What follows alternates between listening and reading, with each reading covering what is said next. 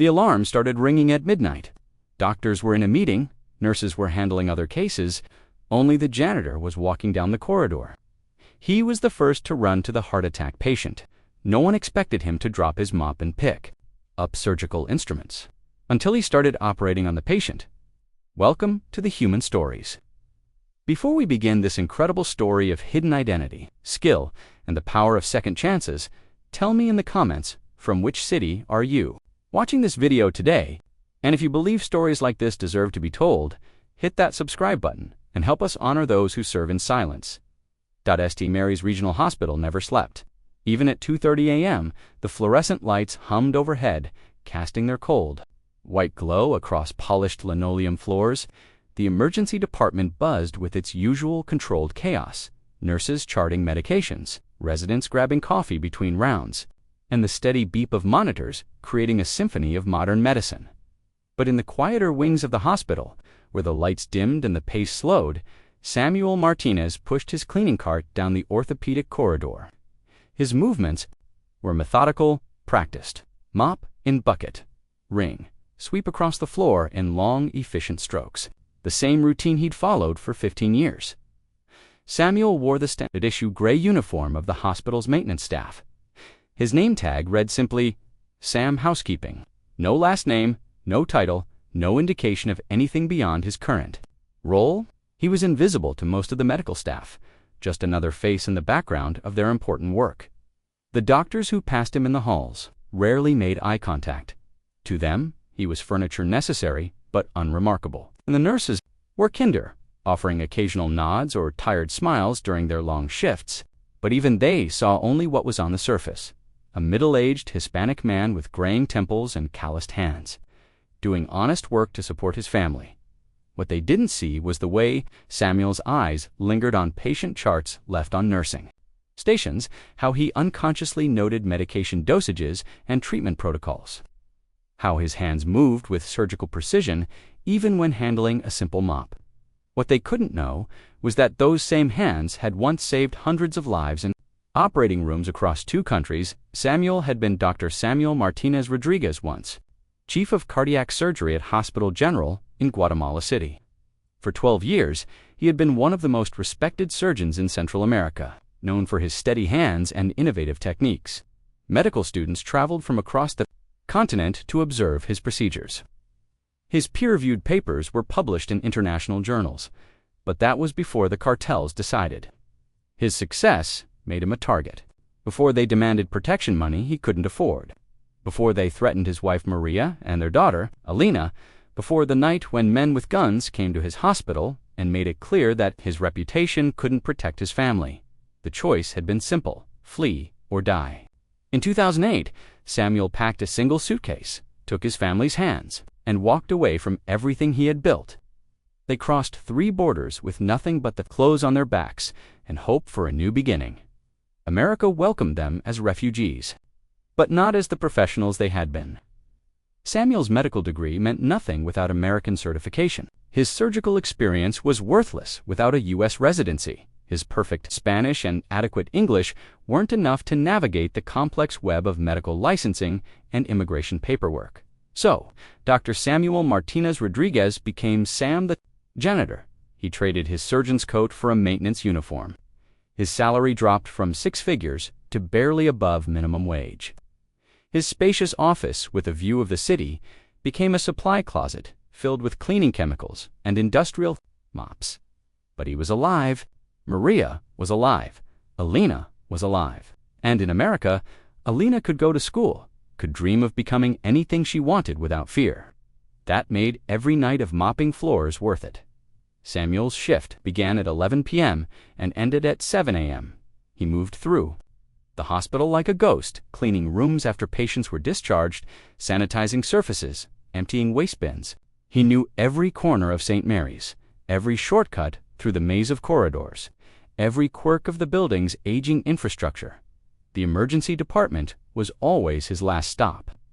It was the busiest part of the hospital, the place where chaos ruled and every second mattered. Samuel had learned to time his cleaning around the rhythm of emergencies, sweeping when trauma bays were empty, mopping during the brief lulls between ambulance arrivals. he had also learned to stay invisible. Medical staff worked best when they forgot he was there. So he perfected the art of being present but unnoticed, efficient but unobtrusive. He moved around medical procedures like water flowing around stones, never interrupting, never interfering. But invisibility came with a price. Samuel saw everything: the rushed diagnoses, the medication errors, the moments when exhausted residents made mistakes that could cost lives. His surgical instincts screamed at him to intervene, to offer guidance, to use his knowledge to help. But Sam, the janitor, had no voice in those rooms. His expertise was locked away, useless. Tuesday night started like any other. Samuel was finishing the pediatric ward when the first alarm sounded, code blue. He heard the announcement echo through the hospital's intercom system. Followed by the sound of running feet and rolling equipment, Samuel continued his work, but his ears were tuned to the sounds of the emergency response. He knew the protocols, the medications, the procedures. In his mind, he could picture every step of the resuscitation attempt. But he kept mopping, kept his head down, kept playing his role. The second alarm came 20 minutes later. Code blue, room 278, another cardiac arrest. Samuel frowned. 2 in one night wasn't unusual, but the timing was concerning. He finished cleaning the pediatric nurses' station and moved toward the medical wing. The third alarm shattered the night's relative calm. Code blue, emergency department, bay 3. Samuel was closer this time, just 2 corridors away. He could hear the urgency in the announcement, the edge of panic that crept into the voice of whoever was manning the hospital's communication system. Samuel abandoned his cart and walked quickly toward the emergency department. He wasn't supposed to be there. Cleaning staff were expected to stay clear of active medical emergencies. But something was wrong. The pattern of alarms, the timing, the locations. His medical instincts were screaming warnings as he approached the emergency department. Samuel saw the problem immediately. The department was understaffed. Dr. Patricia Chen, the attending physician, was in Bay 1 with a trauma patient. Dr. Michael Roberts, the lone resident on duty, was in Bay 2 dealing with a drug overdose. The cardiac arrest in Bay 3 had no physician. Available. Nurse Jennifer Walsh was doing her best, following ACLS protocols, but Samuel could see the desperation in her movements. She was waiting for a doctor, any doctor, to take charge of the situation, but none were coming. Samuel stood in the doorway of Bay 3, invisible in his gray uniform, watching a man die. The patient in Bay 3 was in his early 50s. Despite the circumstances, his wife stood in the corner, held back by a nurse, her face a mask of terror. The heart monitor showed ventricular fibrillation, a chaotic rhythm that would kill him within minutes if not corrected. Nurse Walsh was performing chest compressions, her face flushed with exertion. "Where's the doctor?" she called out to know. "One in particular." "We need a doctor." Samuel watched the monitor, his trained eye reading the rhythm strips automatically. The patient had been down for at least 4 minutes. Brain damage would begin soon if circulation wasn't restored. The defibrillator was charged and ready. But hospital protocol required a physician to authorize and deliver the shock. Protocol rules. Hierarchy, the same. Bureaucratic barriers that had kept Samuel from practicing medicine for 15 years now stood between this man and survival. Samuel looked at the patient's wife. She was about Maria's age, wearing the same expression of helpless terror that Maria had worn the night they fled Guatemala. Fear for someone you love. Someone whose life hangs in the balance while you stand powerless to help. The decision made itself. Samuel stepped into the room, his movements calm and purposeful. Nurse Walsh looked up, confused. "Sam, you can't be in here. We have a code situation." "I know," Samuel said quietly. His voice was different now, not the hesitant, accented English of the janitor, but the clear, authoritative tone of a physician. "How long has he been down?" 5 minutes, maybe 6. "We're waiting for Dr. Chen, but she's tied up with a trauma. Step back," Samuel said, moving to the defibrillator. His hands found the controls automatically, muscle memory from thousands of procedures taking over. Clear. Nurse Walsh stared at him, shocked. "Sam, what are you?" "Clear," Samuel repeated, his voice carrying the unmistakable authority of a surgeon. Without waiting for a response, he placed the paddles on the patient's chest and delivered the shock. The patient's body convulsed. The heart monitor flatlined for a moment, then began showing organized electrical activity. Samuel watched the rhythm strip, his experienced eye reading the subtle changes that meant the difference between life and death. "Resume compressions," he ordered. And Nurse Walsh, operating on instinct and training, complied without question. Samuel's hands moved to the foreline, calculating medication dosages in his head. "Push 1 milligram of epinephrine," who authorized another nurse, began. "Do it," Samuel said, his voice cutting through the chaos. Now what happened next would be talked about in the hospital for years. Samuel's 15-year disguise fell away like a discarded costume.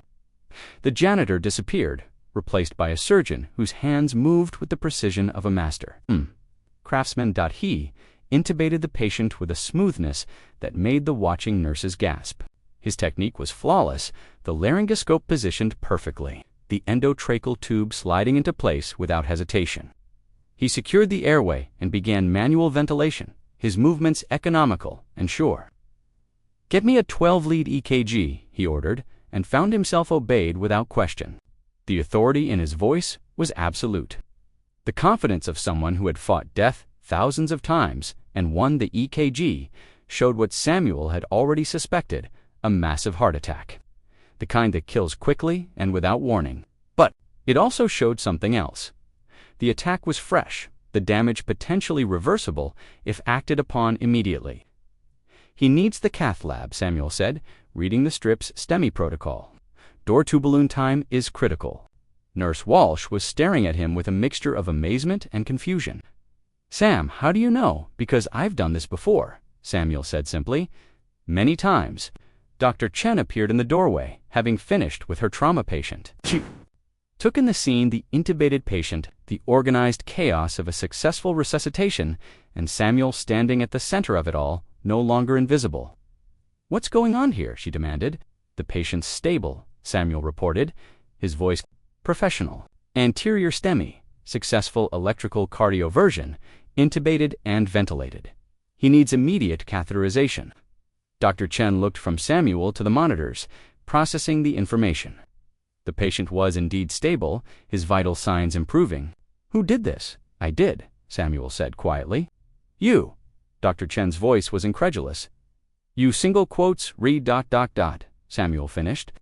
"Or I was Chief of Cardiac Surgery, Hospital General, Guatemala City, 12 years. The emergency department had gone. Quiet. Word of what had happened spread through the hospital like wildfire. Staff members who had passed Samuel in the hallways for 15 years, who had barely acknowledged his existence, now gathered to stare at the man who had just saved a life. With the skill of a master surgeon, Dr. Chen was the first to recover from the shock. She was pragmatic above all else, and right now she had a patient who needed care. The questions could wait. "Get him to the cath lab," she ordered. "Call Dr. Williams. Tell him we have a STEMI coming up." As the team prepared to move the patient, Samuel stepped back. His moment of revelation was over. He had done what needed to be done, broken cover to save a life. Now came the consequences. "Sam," Dr. Chen said, her voice softer now, "don't go anywhere. We need to talk." Samuel nodded. He had known this moment would come eventually. Part of him was relieved that it finally had. As the patient was wheeled away to the catheterization lab, his wife caught Samuel's hand. Tears streamed down her face as she looked into his eyes. "Thank you," she whispered. "Thank you for saving him." Samuel squeezed her hand gently. "He's going to be okay," he said. "The doctors here are very good." After she left, following her husband to the cath lab, Samuel stood alone in the empty trauma bay. The monitors were silent now. The crisis passed. In a few minutes, administrators would arrive with questions he couldn't answer. His immigration status, his lack of American medical credentials, his 15-year deception, all of it would come to light. But for now, in this moment, he was simply a doctor who had saved a life, and that was enough. The investigation began. The next morning, Samuel was placed on administrative leave pending a full review of the incident. Hospital administrators, lawyers, and immigration officials all wanted answers. How had a janitor performed advanced cardiac life support? What were his actual qualifications? What liability did the hospital face? The questions came fast and hard. But Samuel answered them honestly. He provided documentation of his medical training, his surgical experience, his reasons for leaving Guatemala. He made no excuses, offered no justifications. He had done what any doctor would do when faced with a dying patient. The patient, Robert Harrison, survived. The catheterization revealed a completely blocked coronary artery, which was opened with a stent. He made a full recovery with no neurological damage from his cardiac arrest. The doctors credited the speed and quality of his initial resuscitation with saving not just his life but his brain function. When Robert learned who had saved him, he was stunned. The janitor he had probably passed in the hallways during previous visits to the hospital had been the difference between life and death. "I want to thank him," Robert told Dr. Chen. "I want to do something for him." "He's not working here anymore," Dr. Chen replied. "The situation is ... complicated." News of Samuel's story spread beyond the hospital. Local media picked up the tale of the janitor who was secretly a surgeon, and public opinion rallied around him. Patients who had been treated at St. Mary's during Samuel's tenure came forward with their own observations. "He always seemed to know things," said Margaret Torres, whose mother had been a patient in the cardiac unit. "He'd suggest we ask the doctors about specific medications, or he'd notice changes in her condition before the nurses did. We thought he was just very observant." Other staff members began to remember moments when Samuel had quietly prevented mistakes or offered subtle guidance. The infection control nurse recalled times when Samuel had discreetly pointed out lapses in sterile technique. The pharmacy technician remembered occasions when Samuel had questioned medication orders that turned out to be errors. "He was watching out for patients all along," said Jennifer Walsh, the nurse who had witnessed his intervention. "He just couldn't say anything because of his position." Samuel's immigration attorney, Maria Santos, took on his case pro bono. She argued that Samuel's situation represented a tragic waste of human resources. A skilled surgeon forced to work as a janitor because of bureaucratic barriers and the broken immigration system. "My client has been serving this community for 15 years, she argued. "He's been protecting patients, preventing errors, and now he saved a life. The question isn't whether he broke protocol, it's whether we're going to punish someone for being a good doctor." The hospital found itself in a difficult position. On one hand, Samuel had violated numerous policies by practicing medicine without proper credentials. On the other hand, he had saved a life and potentially prevented a massive malpractice lawsuit. The media attention brought pressure from multiple directions. Medical advocacy groups argued that Samuel's expertise was being wasted due to excessive bureaucracy. Immigration reform activists saw his case as an example of the system's failures. Patient rights organizations pointed out that Samuel had been quietly protecting patients for years without recognition. Dr. Williams, the cardiologist who had performed Robert Harrison's catheterization, was asked to review Samuel's emergency intervention. His assessment was unequivocal. "The treatment was textbook perfect," he testified. "The diagnosis was correct, the interventions were appropriate, and the execution was flawless. Frankly, I couldn't have done better myself." Other medical experts who reviewed the case agreed. Samuel's actions had been not just life-saving, but professionally exemplary. His technique, his decision-making, his leadership in a crisis, all demonstrated the skills of an experienced physician. "This man is clearly a trained surgeon," testified Dr. Elizabeth Harper, chief of surgery at the State University Hospital. "His knowledge and skills are evident in every aspect of his intervention. The tragedy is that we've been wasting his talents for 15 years. The turning point came when Robert Harrison himself testified before the hospital board. Still recovering from his heart attack, he spoke passionately about the man who had saved his life. "I don't care about protocols or credentials," he said. "I care about the fact that I'm alive to see my grandchildren grow up. Dr. Martinez gave me that gift. He risked everything to save my life, and now we're going to punish him for it."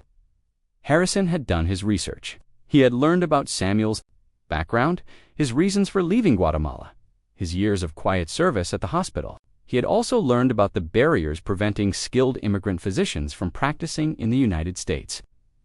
"We have a surgeon, a skilled, experienced surgeon working as a janitor," Harrison continued. "How is that serving anyone? How is that protecting patients?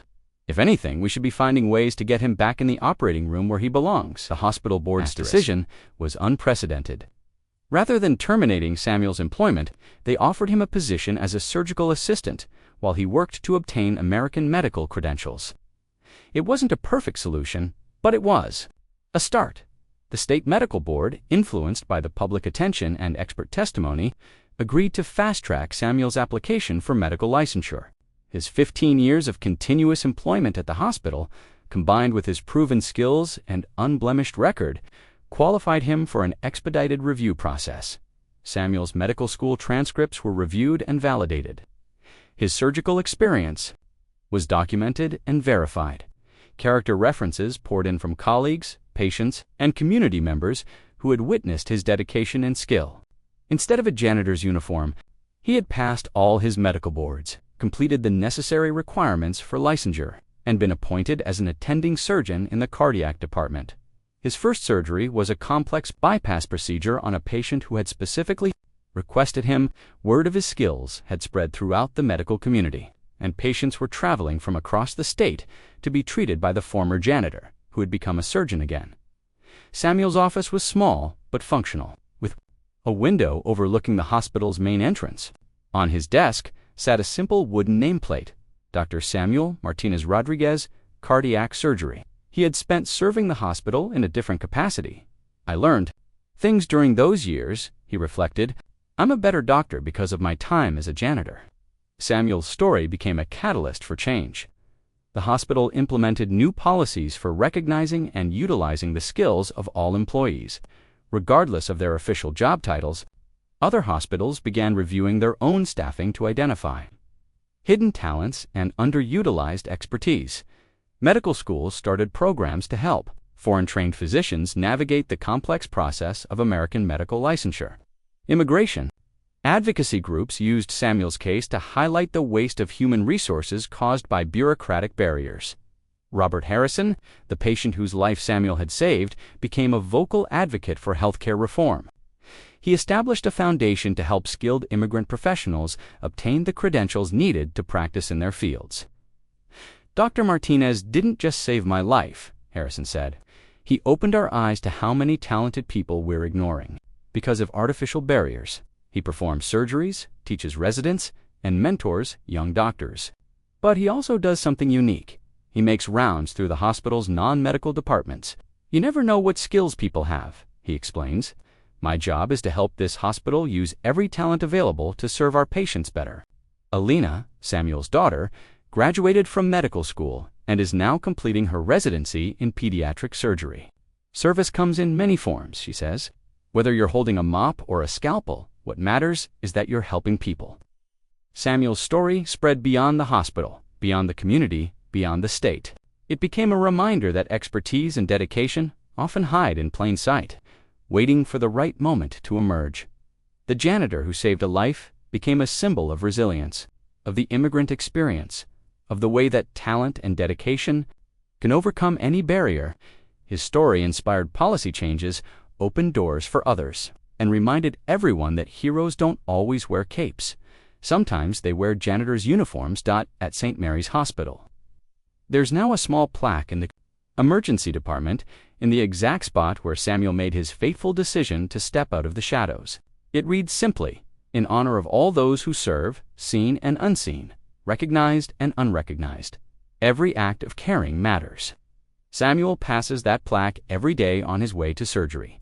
He pauses for a moment, remembering the night that changed everything, the moment when he chose to be a doctor instead of just a janitor.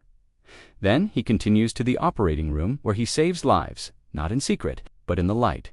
Because sometimes the most extraordinary people are hiding in the most ordinary places. Sometimes the person who can save your life is the one you never bothered to see. Learn that service isn't about the uniform you wear or the title on your badge.